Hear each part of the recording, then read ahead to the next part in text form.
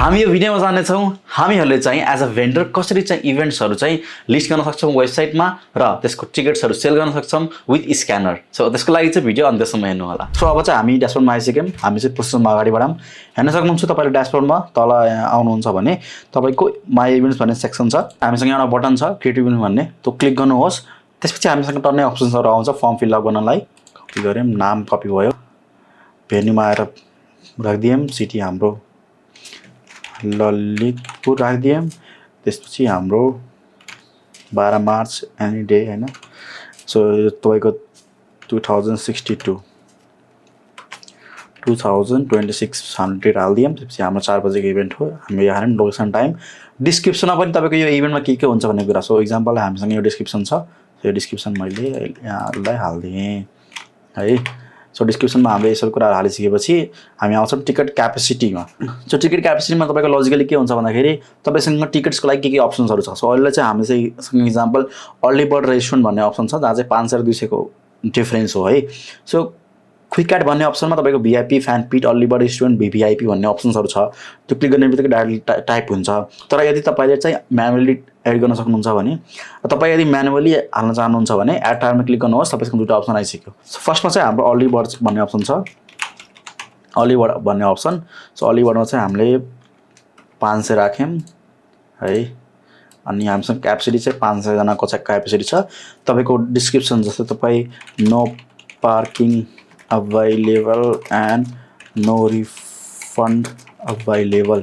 So यो ticket किनिसकेपछि युजरहरूले चाहिँ यो डिस्क्रिप्सनमा पनि टिकटसँगै पाउनुहुन्छ। त्यसको लागि त्यसपछि हामीसँग स्टुडेन्टको लागि चाहिँ हामीले 300 मात्र लिएको छौँ। सो त्यसको लागि पनि हामीले प्राइस जम्मा 200 राखेको छौँ। सो यसरी चाहिँ तपाईँको टिकट्सको टाइप भयो जुन चाहिँ युजरले सिङ्गल पनि किन्न सक्नुभयो, दुवै किन्न पनि सक्नुभयो। सो त्यसपछि हामी इभेन्टको इमेज अपलोड गर्छौँ। सो इभेन्टको इमेज अपलोड गर्नलाई हामी इभेन्टमा गयौँ। यहाँ चाहिँ हाम्रो इभेन्टको इमेज अपलोड भयो है। यो तपाईँको सकेसम्म चाहिँ एचडी रेसियो राख्नुहोस् 1920x180 भनेर। सो सबमिट फर रिभ्यू गरिसकेपछि तपाईँको यो event will be reviewed and published by the admin भनेर अप्सन आयो। अब हेर्न सक्छौँ हाम्रो इभेन्ट यहाँ देखाएको छ पेन्डिङमा। सो अब हेर्न सक्छौँ हाम्रो इभेन्ट चाहिँ पब्लिस भइसक्यो। अब लेट्स सी हाम्रो युजर एन्डमा देखाएको छ कि छैन भनेर कुरा। सो इभेन्टमा आउनुहुन्छ भने यहाँ तपाईँको इभेन्ट क्रिएट भइसक्यो। सो तपाईँले हालेको सबै डिटेल्सहरू चाहिँ यहाँ छ हैन।